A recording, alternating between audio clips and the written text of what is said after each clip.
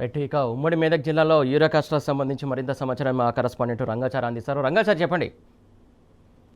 సురేష్, ఉమ్మడి మెదక్ జిల్లాలో సిద్దిపేట జిల్లాలో రైతులకు యూరియా దొరకక పెద్ద ఎత్తున ఆందోళనలు కొనసాగుతున్న పరిస్థితి ఈ రోజు కూడా కొనసాగింది. ముఖ్యంగా ఈ రోజు అయితే ఏకంగా హుస్నాబాద్ లో మంత్రి పొన్నం ప్రభాకర్ క్యాంపు కార్యాలయాన్ని ముట్టడించి పెద్ద ఎత్తున ఆందోళన చేశారు.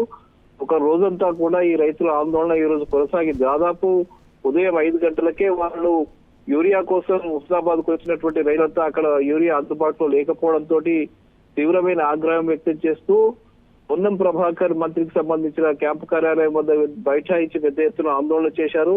కొంతమంది రైతులైతే ఇంట్లో దాదాపు ఆ గేట్ లోపల ఆందోళన కొనసాగించినటువంటి పరిస్థితి.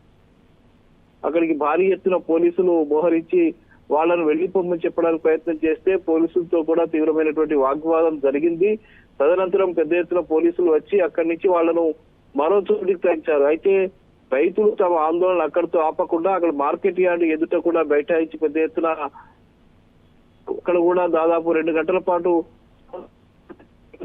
కాంగ్రెస్ నాయకులు కూడా అక్కడికి వచ్చి వీళ్ళతో రైతులతో వాగ్వాదం దిగిన నేపథ్యంలో పెద్ద ఎత్తున తిరగబడి కూడా కొనసాగింది. మొత్తానికి ఈ రోజంతా కూడా హుస్నాబాద్ లో యూరియా కోసం రైతులంతా కూడా ఆందోళన కొనసాగించినటువంటి పరిస్థితి. ఈ రోజు టోకెన్లు ఇస్తేనే మేము ఇక్కడి నుంచి కదులుతాము, లేకపోతే అసలు ఇక్కడి నుంచి వెళ్ళేది రైతులంతా కూడా తెగేసి చెప్పి అక్కడ బైఠాయించి కూర్చున్న నేపథ్యంలో ఇక చేసేది లేక వ్యవసాయ అధికారులు, రెవెన్యూ అధికారులు అక్కడికి వచ్చి అప్పటికంటే మీకు అందరికి కూడా టోకెన్లు జారీ చేస్తాం, రేపు ఎల్లుండి వచ్చి మీరు యూరియా తీసుకువెళ్ళడానికి ఏర్పాటు చేస్తామని స్పష్టమైన హామీ ఇచ్చిన నేపథ్యంలో కొద్దిసేపటి క్రితం అక్కడ ఆందోళన విరమించి వెళ్లిపోవాల్సిన పరిస్థితి వచ్చిందంటే రైతులంతా కూడా ఇక ఓపిక పట్టే పరిస్థితి ఎంత మాత్రం లేదు. రైతులంతా కూడా అవసరమైతే కాంగ్రెస్ పార్టీ నాయకుల ఇళ్లపై కూడా దాడిలోకి ఉపక్రమించే పరిస్థితి అయితే కనిపిస్తుంది. అంటే వాళ్ళ ఆగ్రహం ఏ స్థాయిలో వెళ్తున్నది, వాళ్ళ అవసరం ఎంత స్థాయిలో ఉంది అనేది కూడా చాలా స్పష్టంగా అర్థమవుతున్న విషయం. ఇదే పరిస్థితి ఈ రోజు మెదక్ జిల్లా చేగుంట ప్రాంతంలో కూడా కొనసాగింది. చేగుంటలో పెద్ద ఎత్తున రైతులంతా కూడా అక్కడ యూరియా కోసం వచ్చి అక్కడ అందుబాటులో యూరియా లేకపోవడంతో మెదక్ చేగుంట మధ్య ఉండేటువంటి రహదారి మీద బైఠాయించి సుమారు గంటన్నర పాటు వాళ్ళు రాస్తా రోకో నిర్వహించారు, ధర్నా నిర్వహించారు. అక్కడ కూడా ప్రయత్నాల పట్ల రైతులంతా కూడా ఆగ్రహం వ్యక్తం చేసి పోలీసులపై తీవ్రమైనటువంటి వ్యతిరేకత అక్కడ కూడా ఉంది. అటు ప్రభుత్వానికి వ్యతిరేకంగా, ముఖ్యమంత్రికి వ్యతిరేకంగా పెద్ద ఎత్తున వాళ్ళు నినాదాలు చేస్తూ చేత కాకపోతే ముఖ్యమంత్రి దిగిపోవాలని కూడా డిమాండ్ చేసిన పరిస్థితి అక్కడ కూడా కనిపించింది. మొత్తానికి ఇటు ఉమ్మడి జిల్లా వ్యాప్తంగా గజ్వేల్లో కూడా అదే పరిస్థితి కొనసాగింది. మళ్ళీ ఈ రోజు దుబ్బాక ప్రాంతంలో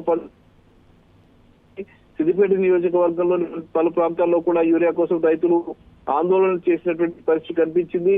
అటు సంగారెడ్డి ప్రాంతంలో కూడా చాలా ప్రాంతాల్లో యూరియా కోసం వచ్చి పడిగాపులు కాసినటువంటి పరిస్థితి కనిపిస్తుంది. అయితే ప్రతిరోజు ఇది జరుగుతున్నా కూడా, రైతులు ఆందోళన చేస్తున్నా కూడా, రైతులు ఆవేదన వ్యక్తం చేస్తున్నా కూడా ఇటు ప్రభుత్వం నుంచి ఒక సరైనటువంటి స్పందన కనిపించడం లేదు.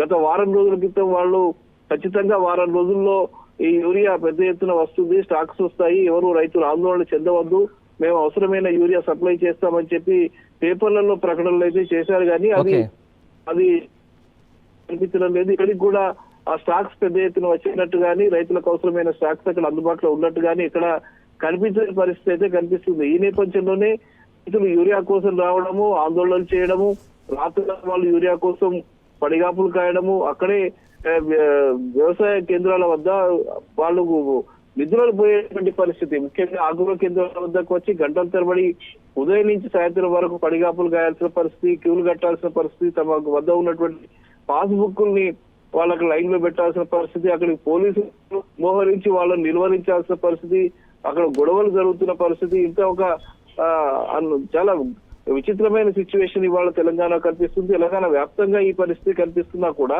ప్రభుత్వం కనీసమైనటువంటి కానీ ఇటు ప్రభుత్వం నుంచి కానీ ఒక స్పష్టమైన ఆదేశాలు కానీ, స్పష్టమైనటువంటి ప్రకటన కానీ లేదు. అసలు ఎప్పటి వరకు ఇస్తారు, యూరియా ఇస్తారా ఇవ్వరా అనే పద్ధతుల్లో వ్యవహరిస్తున్న నేపథ్యంలో ఆగ్రహం మరింత కష్టపడుతున్నటువంటి పరిస్థితి ఉంది. ఈ నేపథ్యంలో వాళ్ళు ఏకంగా ప్రభుత్వం తాడో పేడో తెలుసుకోవడానికి వాళ్ళు సిద్ధమవుతున్న పరిస్థితి మనకి ఇవాళ హుస్నాబాద్ ఘటనగా చెప్పుకోవచ్చు. అందులో భాగంగా మంత్రి పొన్నం ప్రభాకర్ క్యాంప్ కార్యాలయం నుంచి వచ్చి ఆందోళన చేయడము, అక్కడికి వచ్చినటువంటి కాంగ్రెస్ పార్టీ నాయకులపైన కూడా పెద్ద ఎత్తున తిరగబడే పరిస్థితి రావడం చూస్తుంటే ఈ పరిస్థితి ఇలాగే కొనసాగితే రేపు కాంగ్రెస్ పార్టీకి సంబంధించిన నాయకుల ఇళ్లపైకి వెళ్లి దాడులు